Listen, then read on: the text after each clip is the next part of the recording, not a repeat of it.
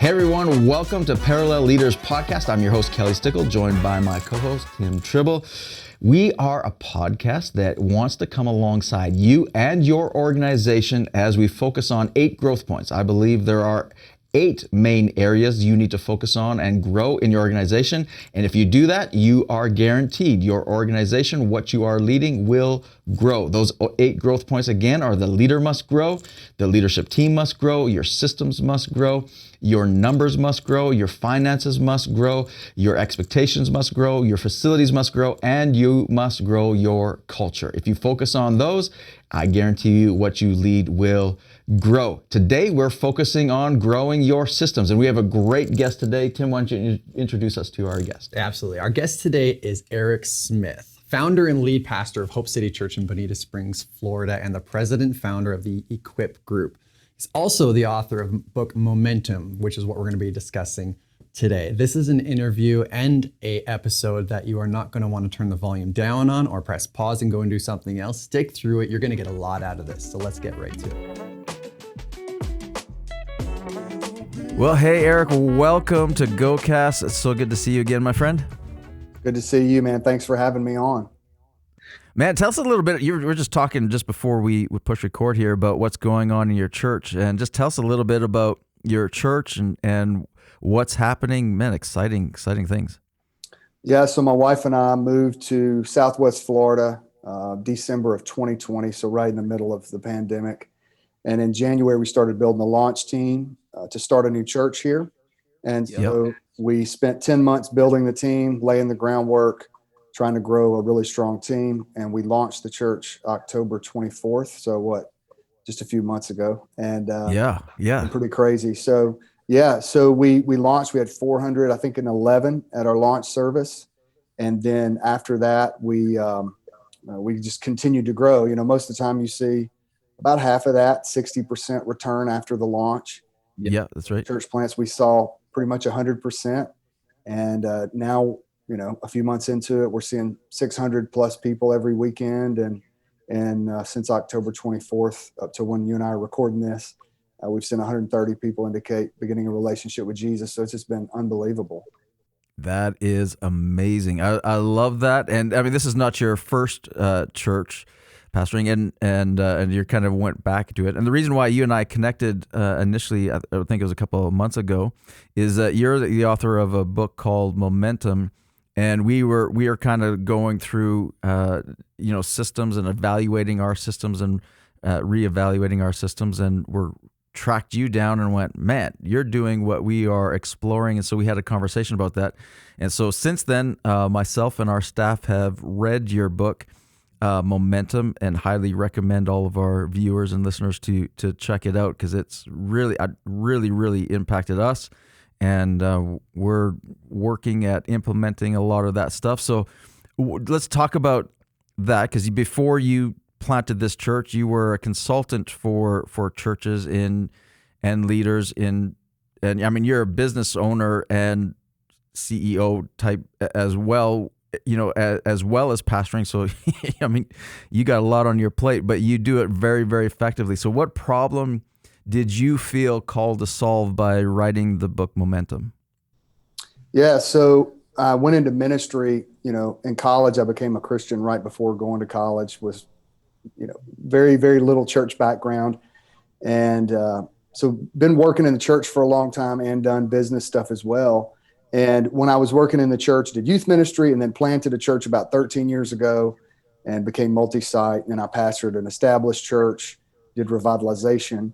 And in both of those environments, what I began to discover was, as I was helping plant other churches, because we helped start a church planting network years ago called 242 Network in the state of Mississippi. You can tell by my accent where I'm from. But anyway, so what I began to notice is, you know, most of the pastors that I know, and you know, man, they're praying, they love Jesus, they're sharing the good news, and a lot of times they're not seeing results. And they're not only seeing results, but they're not seeing the results that they see stick and create sustainable, ongoing growth.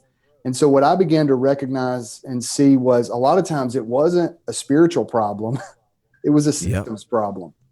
Right. And I wanted to come up with a way to help churches, number one, have a clear vision and strategy, and to build a healthy culture within their organization, within their church, among their team, so that it was not only sustainable, but where growth could continue to take place.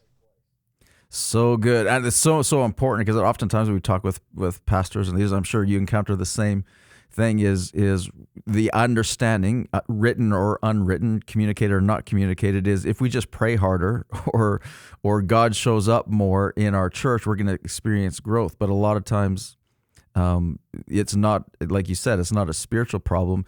It's a systems problem. So I love that. So can you give us a big picture overview of Momentum System and what you wrote about and what you consult? Yeah. So really, as I thought through what I just mentioned, really helping have a clear vision and strategy and building a healthy culture, the things that really jumped out to me, if you're going to do that, is you have to know where you're going, right? So we created something called the big picture process, and it's just 10 simple questions that really make you bring real clarity and define what you are about and what kind of culture you're trying to create. And around that, we created some simple tools. One area or component of that is team. And we built a couple tools that you can read in the book about how to really get the right people on the team and how to not only get the right people on the team, but how to develop those people. Now, I want to be real clear. You mentioned that your team read Momentum. Momentum is a really short book. I wrote it for guys with men in mind, thinking about busy people. And I wrote it in a way that not only the lead pastor would understand it, but with the brand new intern that's 19 years old could read it and get it. That's who I was thinking about when I wrote the book, was that 19-year-old intern, because sometimes in church we speak over people's head and confuse. So I wanted to make it simple. So we had team, and then how do we build culture? So I believe culture is, number one, shaped by your team. How you build a great culture is by getting great people. But not only that, intentionally creating a culture. And when you think about culture, a culture is something that we experience, right? And so when I think about culture, I think about how do we experience life? We experience life through our five senses.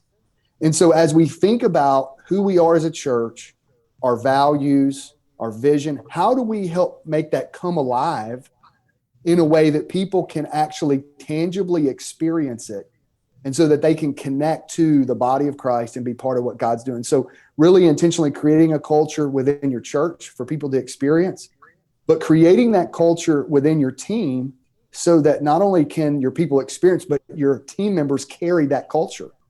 We used to always say, carry the vision in your heart and all that kind of stuff. Well, you should, but you should also carry the culture in your heart. And the other component, so we've got the big picture process, team, culture, and then the other two components are measures. Okay, because I think it was Pat Lencioni who said, somebody said it that was smarter than me. What gets measured matters. Yes. And so if you don't measure it, then it won't matter in your organization. So you've got to define, what is it that's important to you? What is your vision? What are your values? You do that in the big picture process, because you may measure some things that other people don't measure. And, for the last decade, you've heard this conversation, Kelly. It's been going around about, we're changing the scorecard. We're changing the scorecard. And there's some things that need to be added to the scorecard, but you can't know what the scorecard should be and how to measure it unless you know who you are and what you're about. So we have a component on measures, just helping people define what they're going to measure. And then the last part, and this is really the secret sauce, I would say, is the 100-minute meeting. Right. So with that component, you take your big picture process and your 100-minute meeting. And those are the two things that really help you get that momentum that is sustainable and help create the culture of what you would consider as high challenge, but also a high encouragement, clarity kind of environment. That's so good. And what's interesting, what I found interesting about reading the book and working through it with our team is individually we have, we've talked about vision and explored vision, and we've talked big picture thinking. We've talked about individually about culture and addressed culture, and we've touched on meetings and how do we get more effective in meetings, and of course we talk about team and all of that. But what I really found beneficial about the book is the order in which you put this in, and basically the system within the system that of laying it out in such a way that kind of it just makes it so clear and for everybody on the team, and following the whole process, not just in pieces, but following the whole process is really what makes it work. So what are the benefits that you see in following the whole momentum system? Because I mean, I think some pastors are saying, well, we do have vision or we do focus on culture, but what do you think is the benefit of following the whole system as outlined in your book? Well, I think it's all interconnected, and if you know, it's like going to the gym and only working out your upper body. Have you ever seen those people that have stick legs, but they've got big upper bodies? Yes. You know, you're like, you know, what's going on, man? You need to do some squats. But it's almost like if you only did part of it, you know, you would be lopsided.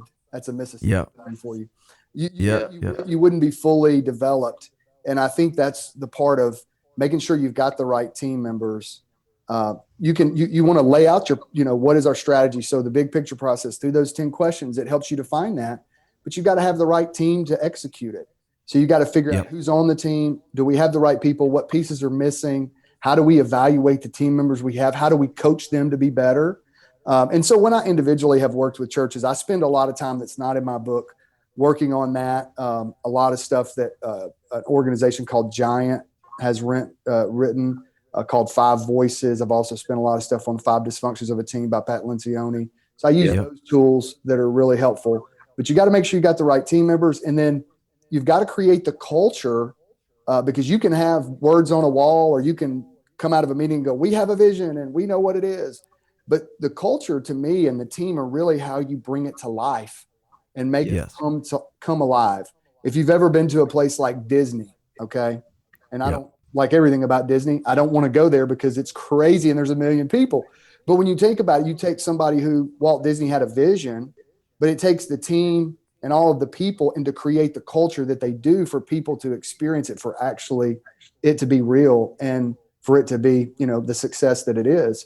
And the same is true in whatever you're doing, whether it's a church or, you know, a business or whatever. And so that's why all the components are so important. And then the measuring piece is, you know, it's like, if you don't measure it, then how do you know if you're being effective? You know, you're just making yourself feel good. You're jiving yourself. I don't want to jive myself. You know, I don't want to make myself, oh, well, I'm doing great. We're doing great. And really things are backtracking, or we're just spinning our wheels. And so I believe when you have all those pieces, it really helps bring clarity to that. And then the 100-minute meeting going along with the big picture process, it's what helps you not just have 10 questions that you answer and get clarity on, but the 100-minute meeting is what makes it to where you actually execute it, and it keeps stuff from falling through the cracks. So true. And that's the biggest thing that we implemented, you know, after or readjusted is the 100-minute meeting. It's been amazing. So the impact on that. So can you give us a real life example of a church that you worked with before and after story of the impact of implementing momentum? Sure. Yeah. Well, I've been blessed to work with a few, and one of the ones, and I'm really good friends with this pastor now. I'm friends with all the pastors that I've worked with, but there's a church called Connection Church, and it's in Georgia. Yeah. Connection Church used to be, they started out as a multi-site church, and they did really well, and they had live preaching at each location. So it was almost like they were church plants more than multi-site, but they were interconnected. And then they ended up going out on their own, and now they have a network. It's a really great thing, and they're planting churches, and I help them develop their church planting network and all that. But Connection Church, and I've worked with a couple of their different churches, but specifically they're one in Vidalia, Georgia. If you've ever heard of the Vidalia onion, you know, it's like a famous onion.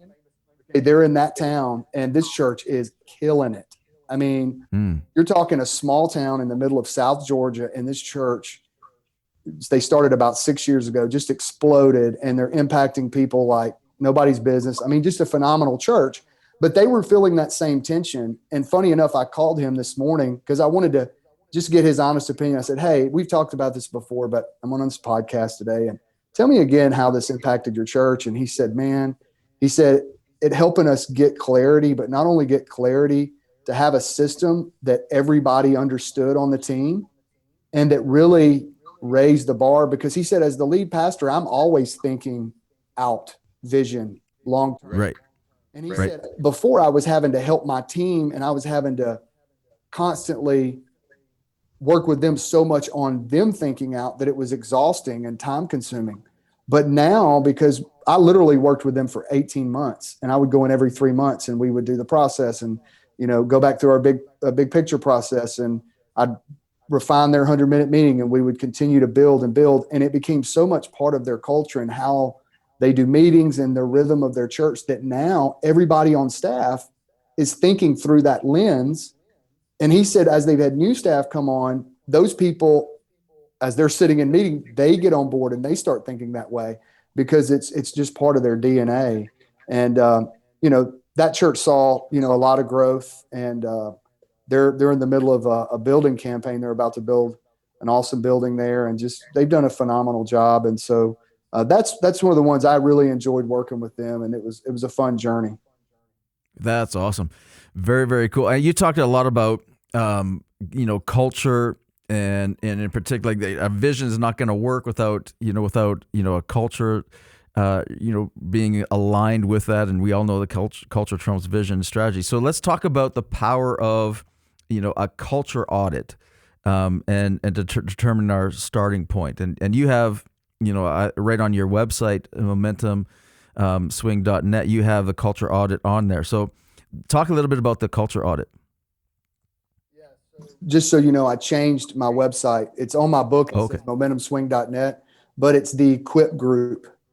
Okay. Equipgroup.com now. So if you go to the equipgroup.com, you'll see it on there. It's right there on the homepage. It's a free audit. And I'm going to be honest, all it is I love a lot of what Pat Lencioni does. If you've never read his books, they're phenomenal. The way he absolutely is genius. And a lot of people have been influenced by him. But in his book, 5 Dysfunctions of a Team, what I did is he talks really about, the dysfunctions of a team, and a team of people is what creates a culture. So to do a culture audit, what I did is I reverse engineered the 5 dysfunctions that he talks about in his writing. And you can Google that, after this podcast, and you'll see the images of what those are.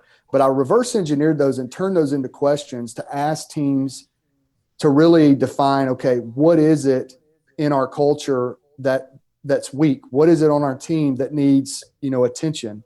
And so that's all that is. It's a free little questionnaire that's 20 questions, and it spits out a score. And people always ask, well, what's a good score? I always say anything under 80, there could be a red flag, and you can kind of see the 5 different areas once you get done taking the audit. That's free on the website on theequipgroup.com. And on there, you'll be able to kind of see that. So what I wanted to do with that is just to create something that was free for people to use to evaluate, man, how is my team doing?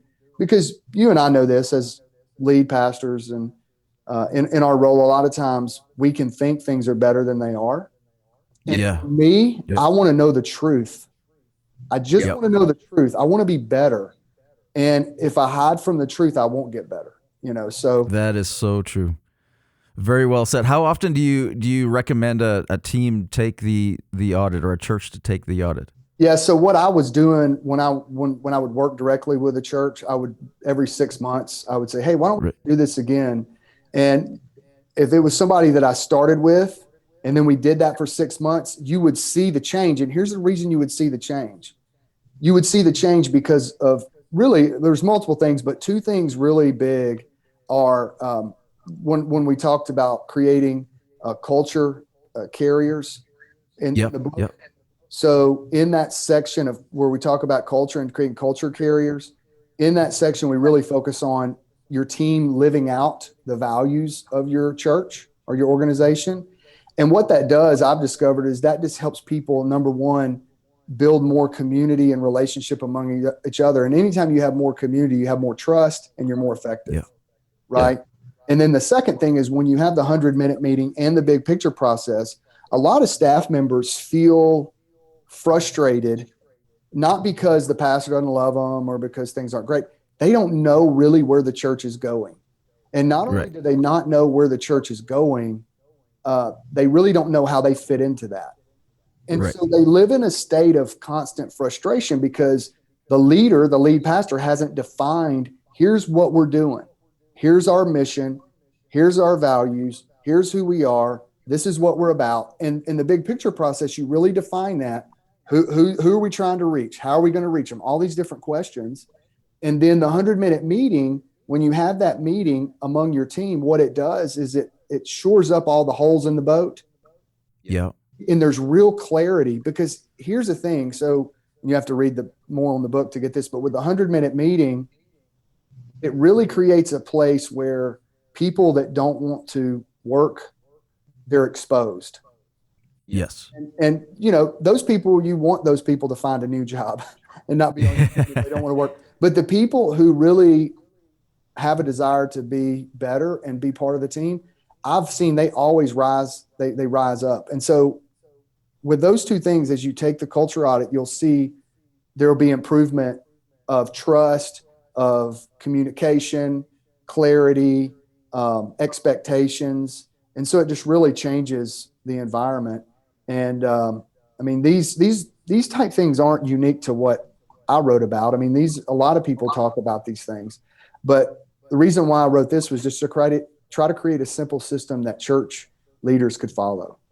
Well, and that's great about your book is it takes a lot of this information that we've all gathered from different places and just kind of puts it into a very clear path that can.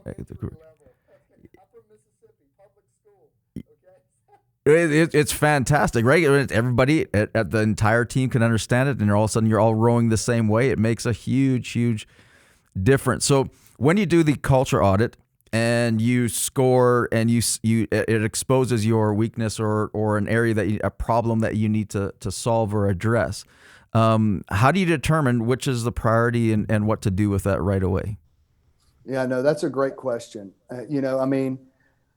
I think if there is a breakdown of trust, that's a big problem.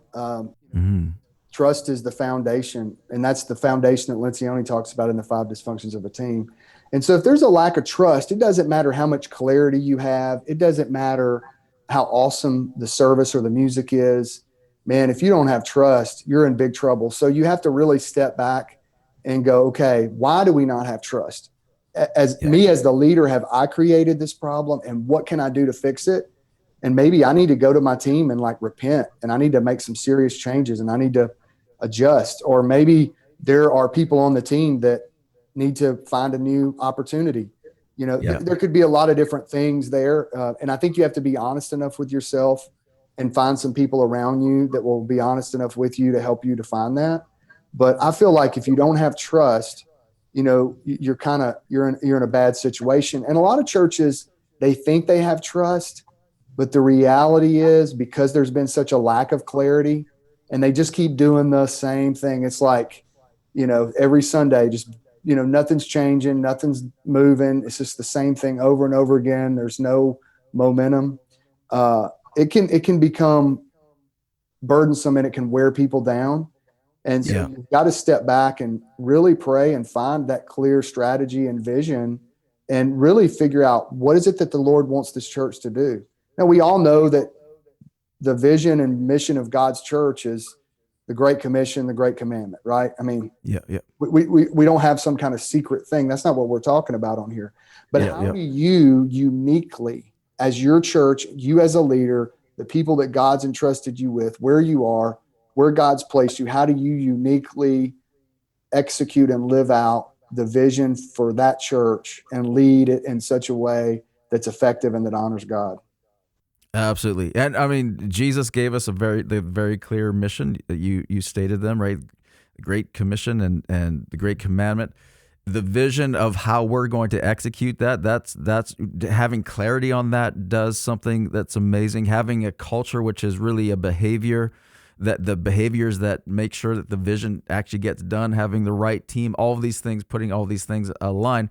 But I want to focus on measurement for a second, because it's amazing how I find in talking with a lot of pastors how many pastors don't measure or vastly, or don't know how to measure effectively. And measurement is what you don't measure, you can't effectively manage.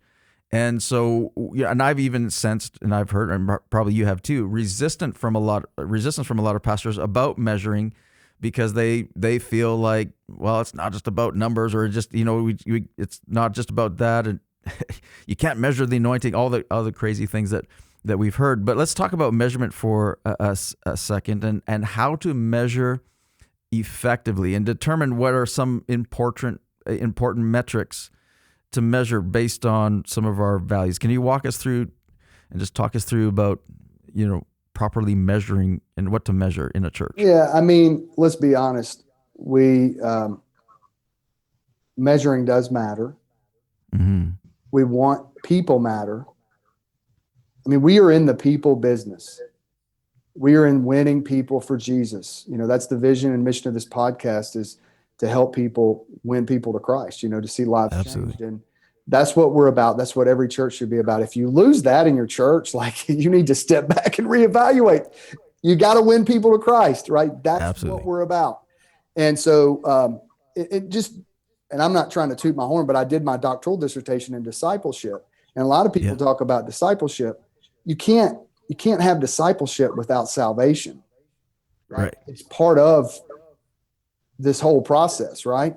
And so absolutely. We've got to win people to Christ. But anyway, I got sidetracked there, got a little passionate about that. That measuring. So I think you have to define what your church is about, Yeah. So for Hope City, for example, our mission statement, what we're about is a relentless dedication to share the hope of Jesus with our city and beyond. Hope to the city. So our name is in our mission, right? Hope to the city, a relentless dedication to share the hope of Jesus with our city and beyond. The four kind of things that we are about is we want to help people know God, experience community, make disciples, change the world.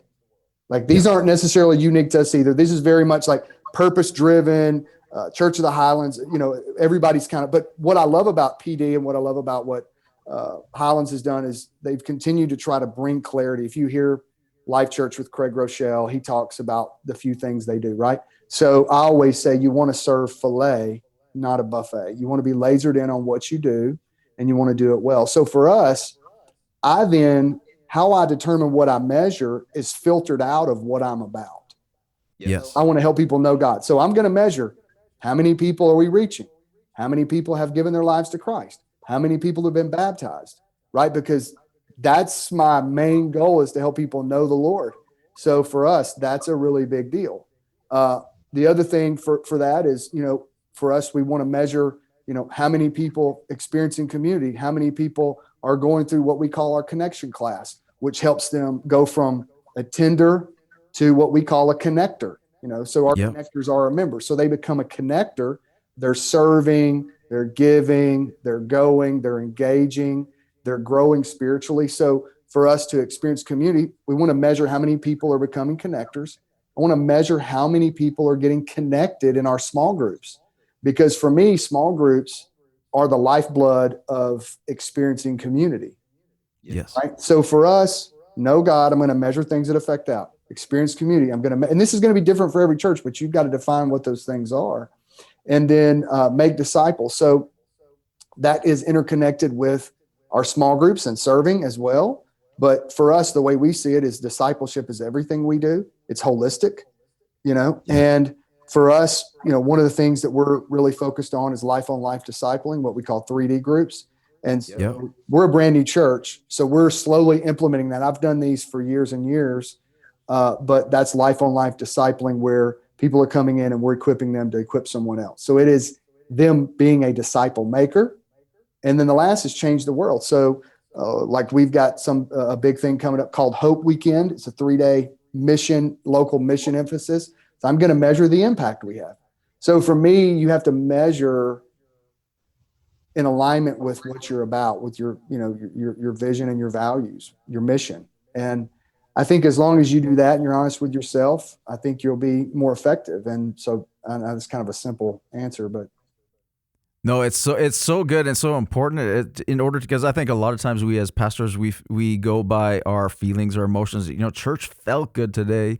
And then you get the actual numbers or the actual results and the the follow-up and the actual measurements, and you're going, well, maybe it wasn't as effective as I felt, and we just don't know until oftentimes we get into trouble as ministries and churches, and we find a weakness that exposes itself when it's too late. And I think measurement allows us to find problems before they become big issues, and it also alerts us to where we're seeing big impact and strength, and where we got a team member killing it that we might not have necessarily noticed. So I think it's very, very important. We measure, we break down everything and saying, well, are we being effective? We measure something as simple as, our second engagement for visitors that come in, and we're going like, what percentage of them are, engage back or respond to the text or email or phone call that we've given to them. And we found that if we can get, over 50% of them responding back, that we're going to see a sustained growth. If we don't, then we've got a problem. And then we adjust our systems about how we're following up and finding ways to. And throughout COVID, we had to drastically change, because what we did before didn't seem to work the same way in COVID. People weren't responding the same way. So how do we caught that because of being able to measure all of that. And so I think it's huge. I love how you broke it down in the book, and highly encourage, again, pastors to get your book and read it and have questions. Now, you talked about the secret sauce being the 100-minute meeting, and it really, really is. It kind of, that's the thing that captures all of this and makes it work. So we can cast a vision and then forget about it, and nobody goes and does it, and we've accomplished nothing. And we can address culture once, or we can hire a team and going, we're done. But the 100-minute meeting keeps this thing everything going. So talk about the 100-minute meeting, and in particular how you've seen the impact on your ministry. Yeah, well, two things I want to say that I don't forget. The 100-minute meeting, along with that big picture process, those two things working together with your big picture process, at least in the first couple of years, doing that every 3 months. And it feels repetitive, but it's a really big deal. And then the weekly 100-minute meeting. And if you miss a week, the world's not going to end. But consistently doing that, it may seem like redundant, but I'm telling you, it'll make a big difference.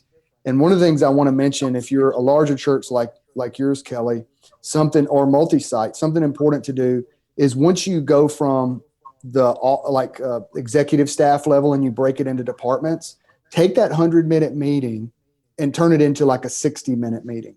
Okay. Yep. For your departments, because 100 minutes can be a lot for like the youth ministries meeting. So you can shrink those times down, but it's following the process. So the way I've seen it over and over again is, because you're going through your big picture process. So in the big picture process, you define what your items to accomplish are, your ITAs. Those are the things that you want to accomplish based on your long-term vision in the next 90 days or 3 months. So in the next 3 months, here's what we want to get done. So when you have your 100-minute meeting, and every week, those objectives that each person on the team, you have your whole church objectives, your ITAs for your whole church, but then even people on the team will have ITAs. Okay, those ITAs are very, very important. And every time you do that 100-minute meeting, those are read out loud, and people give a report just briefly, whether or not it's, good, or if it's off. If it's off, then— So for our audience, the ITA just is items to accomplish it. So that's perfect. Yeah, that's good. Yeah, those are the big things that you're trying to accomplish over the next 3 months. And then from that, whatever may be not in the right direction, you put it on your whiteboard, and then that becomes part of what I call NDA: name it, drill down, act on it. So that's a big portion. That's really the bulk of your 100-minute meeting. But you go through your ITAs, you go through your to-dos that you had from the week before. So this is where this is good, guys, is every week when you have your meeting, everybody that shows up left the meeting the week before with to-dos, right? List of so to-dos. Good.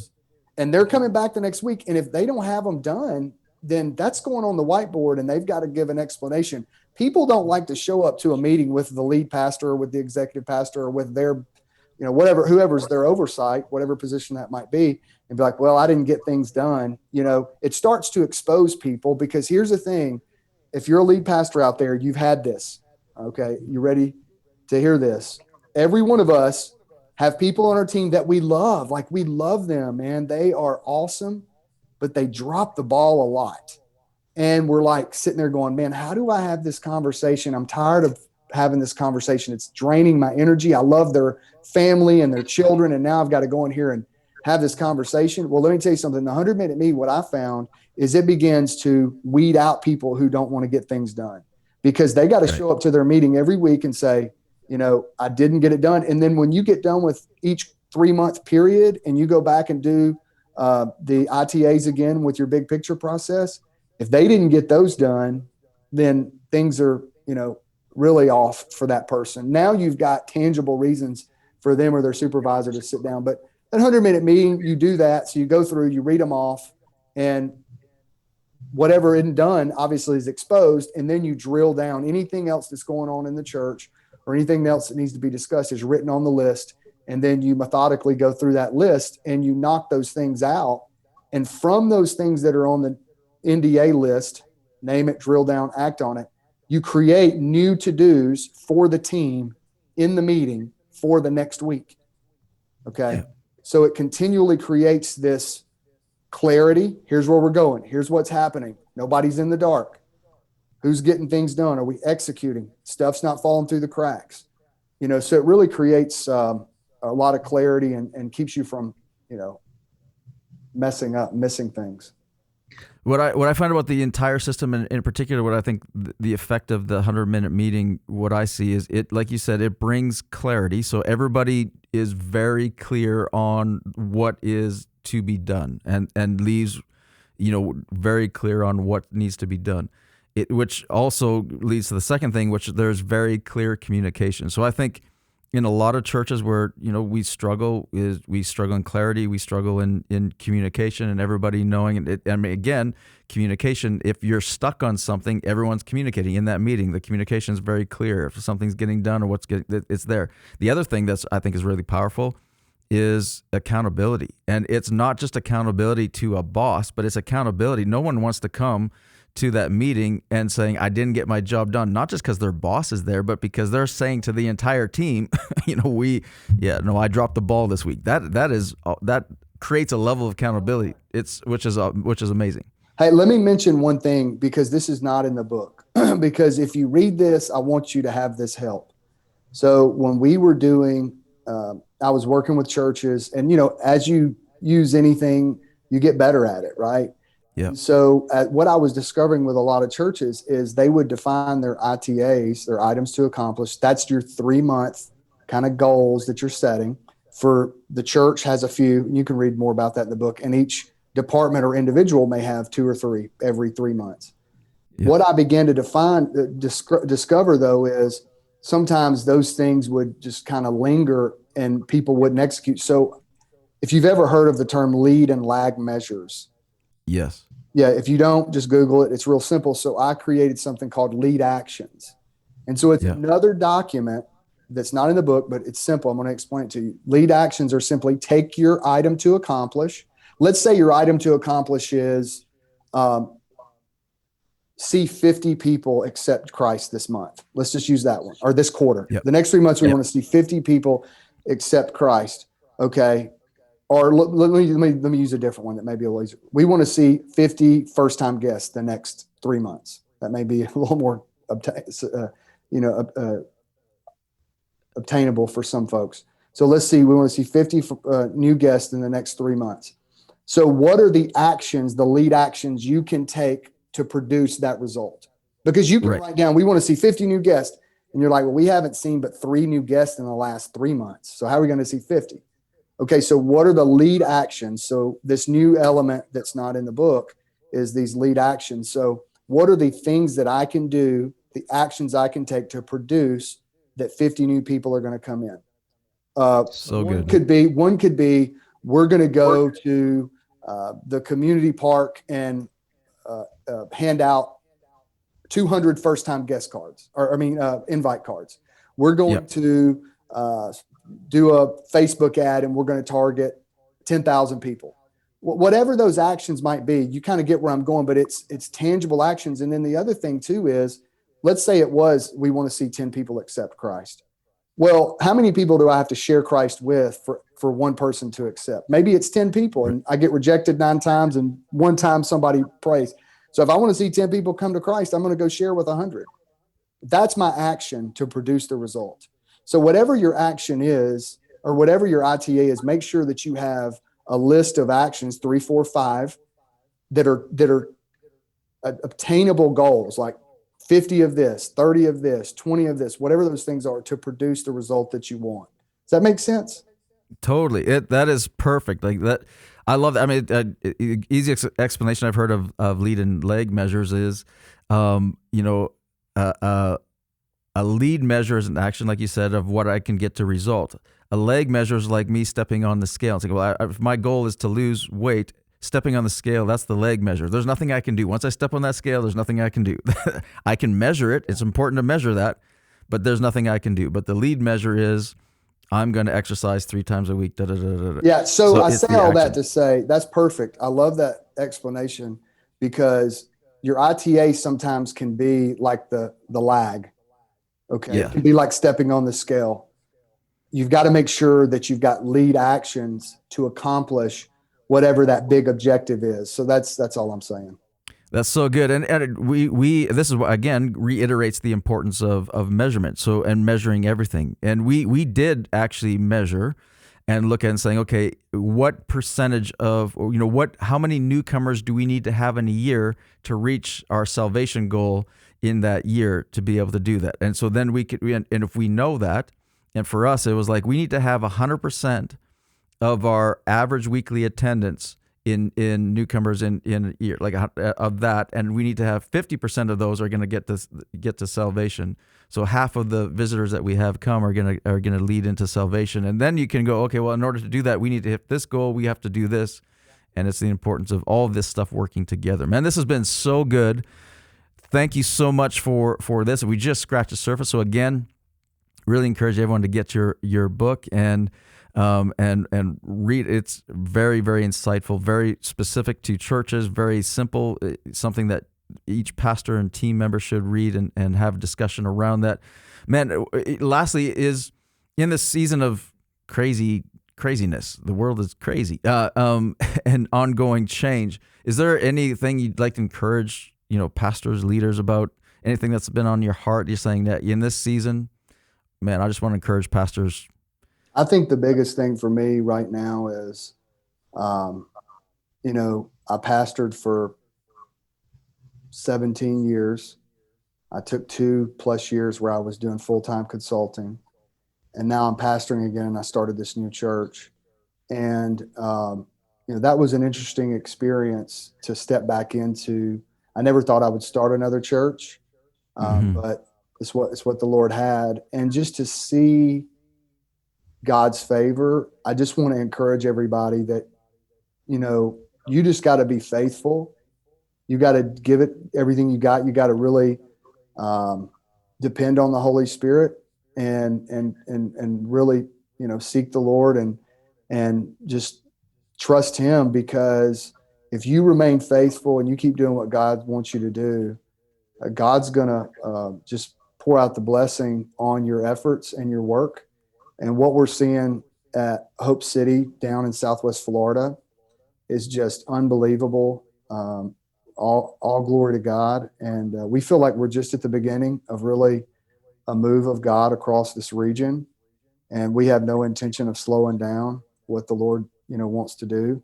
And so your greatest blessing and your biggest impact maybe in an unexpected area, in an unexpected thing, not what you thought it was going to be.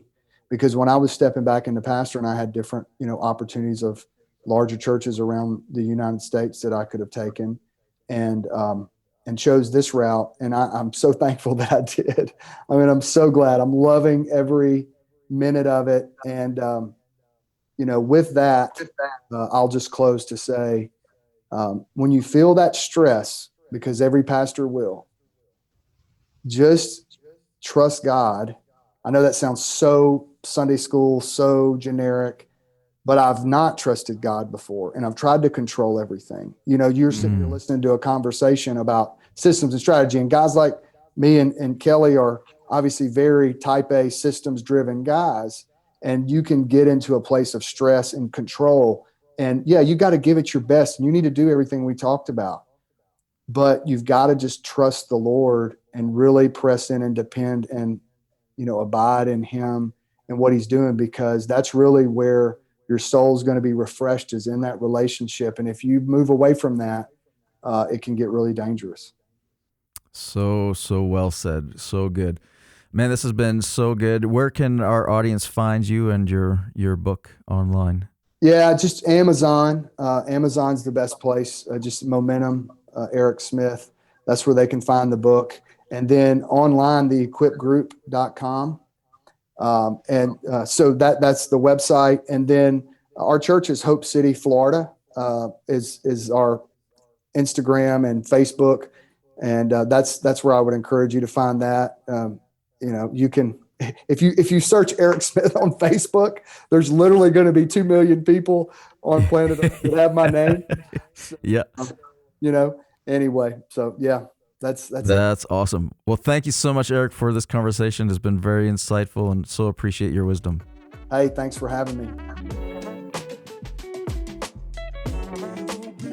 Another great discussion. There is so much in what Eric said that I'm sure many of you are like drinking from a fire hose. Yeah. There's a lot in there, and there's a lot of references to things like the 100-minute meeting and different things where you might have questions. I again recommend you read Eric's book, Momentum. We have read it as a team. We have implemented this system as a team, and it's had a huge impact on us. Yeah, absolutely. I love when you were talking about determine one area to grow in over the next 3 months. I feel a lot of times in ministry, we're just spinning multiple plates, and then as one is losing momentum, we gain acceleration in another. And that point really struck out to me. I was literally just in a conversation with a bunch of leaders. It's like, how do we know when to move from one season to the next, and which areas to focus on in those seasons? So super helpful.